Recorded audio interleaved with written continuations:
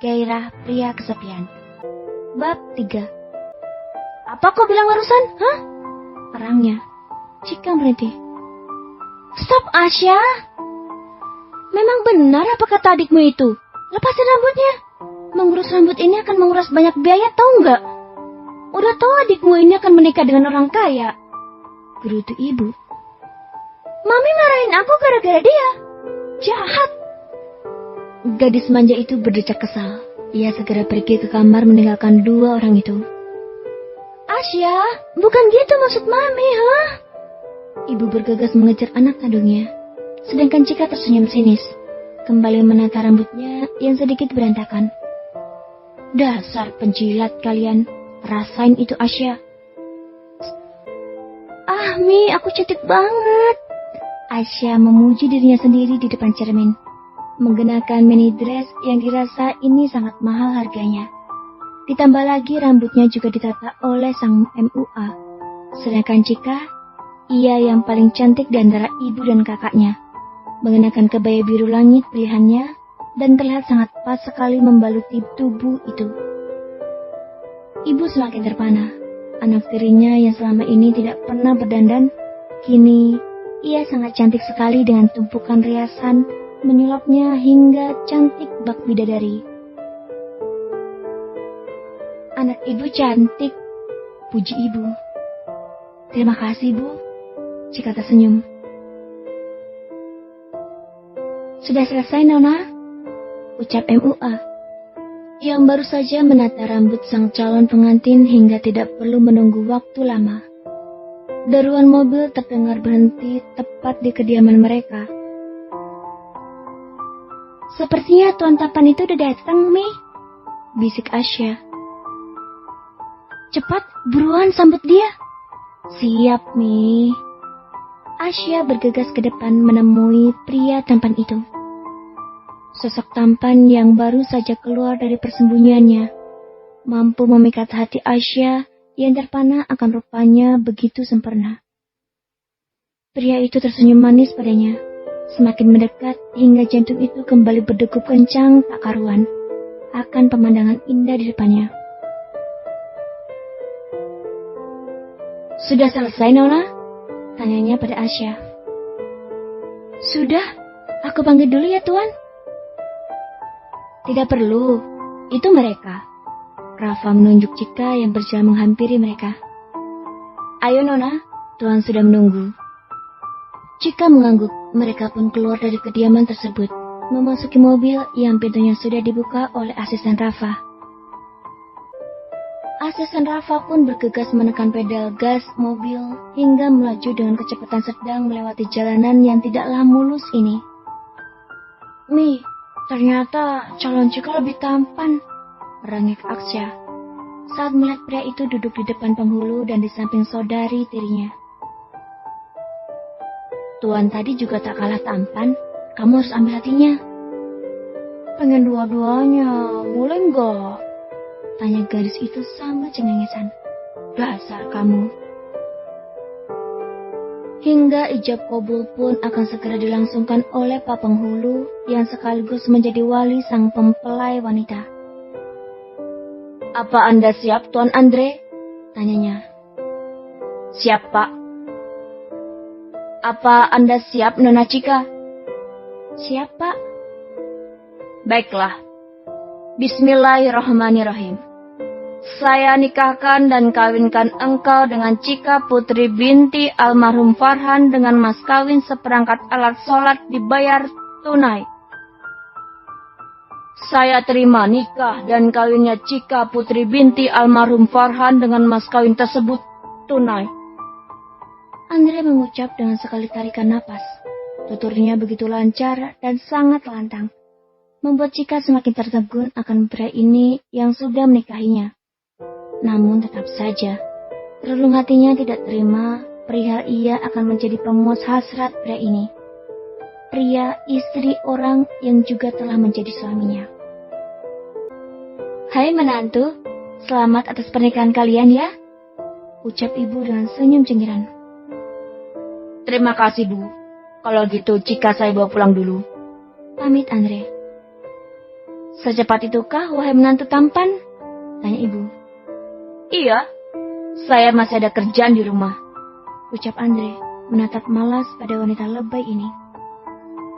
Hingga ia pun memanggil sang asisten yang terus berdiri di sampingnya. Rafa, kemas barang-barang Nona Cika ke rumahnya, dan bawa ke apartemen saya. Baik, Tuan, ia mengangguk. Cika lagi-lagi terpana melihat apartemen yang luas milik pria tampan dan dingin ini. Padahal sebelumnya ia sudah pernah melihat walau sekedar dari ruang tamu. Namun, kini ia bisa menelusuri kediaman tersebut hingga ke ruang dapur. Ting tong. Iya, bentar. Ia bergegas ke depan untuk memeriksa siapa yang datang. Asisten, sapa Cika. Tubuhnya bersembunyi di balik pintu. Ini Nona, barang milik Anda semuanya. Ah, baiklah, terima kasih. Saya permisi. Pamitnya, Cika mengangguk mengiyakan lalu kembali menutup pintunya. Akhirnya pakaianku telah tiba. Ia bernafas lega. Saat ingin mengembalikan tubuhnya, tiba-tiba Cika dikagetkan oleh seseorang hingga membuatnya terperanjat. Ayo kita makan. Badanmu yang kurus itu harus banyak-banyak makan agar kuat melayaniku. Andre menarik tangan istri keduanya. Emang Anda udah kebelet banget ya? Bukan urusanmu. Gadis di hadapannya begitu nikmat melahap makan malam mereka bersama untuk pertama kalinya. Diam-diam ia mencuri pandang. Gadis di hadapannya tampak berbeda dari hari biasanya. Hingga matanya terpaku pada belahan dada Cika yang terlihat erotis. Seketika, jiwa lelakinya meradang saat melihat pemandangan itu yang begitu menggiurkan. Andre menaruh gelasnya di atas meja, kemudian bangkit dan menarik tangan Cika. Sontak saja, gadis itu terkejut. Pria ini memang suka melakukan serangan mendadak tanpa berkata apapun. Makanannya belum habis. Makan malam sudah selesai. Ayo kita ke kamar. Waduh. Andre langsung menghentakkan sang istri ke tembok, meraup pipinya lalu mengecup bibir itu tanpa permisi. Cika terbelalak. Serangan mendadak itu membuatnya sangat kaget. Kedua tangannya berusaha untuk mendorong tubuh itu, namun pria ini sangat sigap menahan tangan Cika. Jangan membantah. Pria itu kembali mencium bibirnya dengan rakus. Tidak membiarkan Cika bersuara sekali saja. Ia hanya ingin suara erotis itu lagi yang terdengar. Sangat merdu dan ia merindukan itu. Cika akhirnya pasrah, ia mulai menerima sensasi ini. Mengalungkan kedua tangannya di leher Andre dan berbalas. Dan sesapan yang diberikan suaminya. Keduanya sudah terbuai dalam mabuk asmara. Pria ini langsung menggendong Cika, membawanya ke ranjang. Lalu menaruhnya dengan pelan. Bibir yang masih berpagutan saling bermain di dalam sana dengan mata yang terpejam. Diam-diam tangan nakal Andre meraba tubuh Cika, hingga terpaku pada segitiga bermuda milik wanita itu. Tanpa permisi, ia langsung memegangnya, namun matanya terbelalak saat dirasa jari jemarinya terasa basah. Ia melepaskan pagutan mereka. Apa ini? Astaga, aku dalam bulan. Teriak Cika, ia terlonjak kaget. Berusaha menoleh menatap pantatnya. Kemejaku. Erang Andre menatap noda merah yang melekat di pakaian miliknya. Bocor ya? Aku harus ganti nih. Cika mengebret langsung berlari ke kamar mandi. Saat ingin menutup pintu, ia kembali mengurungkan niatnya dan beralih menatap sang suami. Tuan, ambilkan koperku, tolong. Pintanya dengan memasang wajah memelas. Hah? Tolong sama saya? Andre menunjuk dirinya. Iya, please. Perempuan itu mengatupkan kedua tangannya bermohon. Andre menghembus napas dengan kasar. Dengan cepat, ia melangkah untuk mengambil apa yang diminta istri keduanya itu. Baru kali ini ada yang menyuruhku, bahkan membeli barang memalukan ini. Apa dia nggak tahu aku ini siapa? Sedang Celin aja gak pernah menyuruhku. Ini lagi si Rafa. Kemana pula dia? Gerutunya. Kemana pria budak itu? Lama sekali. Geram Cika, hingga suaranya terdengar oleh Andre yang masih terdiam diri di depan pintu kamar mandi. Sontak saja mendengar nama panggilan itu membuat Andre menggerang. Ia pun langsung mengetuk pintu dengan keras. Cika terlonjak kaget. Pria budak. Ups. Sial sekali, karena ia mengumpat pria itu tanpa sepengetahuannya, akhirnya terdengar juga oleh orang yang dimaksud. Dan akibatnya inilah yang sedang ia jalani. Mendapat hukuman, yaitu memijat kakinya yang putih bersih, walau ada bulu tidak terlalu lebat. Siapa suruh mengatai saya? Ketusnya. Maaf. Cika berucap sendu. Ya sudah, ambil tuh boxnya. Andre menunjuk kotak es krim yang terletak di atas nakas. Niatnya memang untuk gadis itu. Sontak saja Cika antusias. Ia menuruni ranjang dan mengambil box tersebut. Wah, ini benar-benar untukku kan? Ya. Terima kasih, ucapnya. Cika pun menduduki tubuhnya di sofa, tepat di samping tembok kaca yang langsung menyuguhkan gemerlap kota di kala malam. Andre menggeleng-gelengkan kepala, seutas senyum tipis terbit di sudut bibir seksinya. Sedangkan Cika, gadis itu terbuai dengan pemandangan di hadapannya. Baru kali ini ia melihat pemandangan ibu kota dengan kerlap-kelip lampu yang berasal dari bangunan maupun kendaraan. Apalagi es krim mampu menyenangkan hati gadis itu. Keduanya hening, tidak ada yang berbicara. Andre menikmati es krim di ranjangnya sambil menonton televisi. Malam semakin larut, tidak terasa waktu sudah menunjukkan pukul 10 malam. Sudah 1 jam lebih wanita itu terdiam diri di tempatnya sembari memandang kota dari atas gedung apartemen tersebut. Cika menoleh sekilas ke samping. Pria itu sibuk dengan laptopnya. Mungkin saja ada pekerjaan yang tengah ia selesaikan. Cika menuruni kakinya ke lantai, ia bangkit berdiri. Tuan, kalau gitu saya ke kamar sebelah ya. Udah ngantuk, pamitnya. Andre mendongak, menatap wajah wanita itu.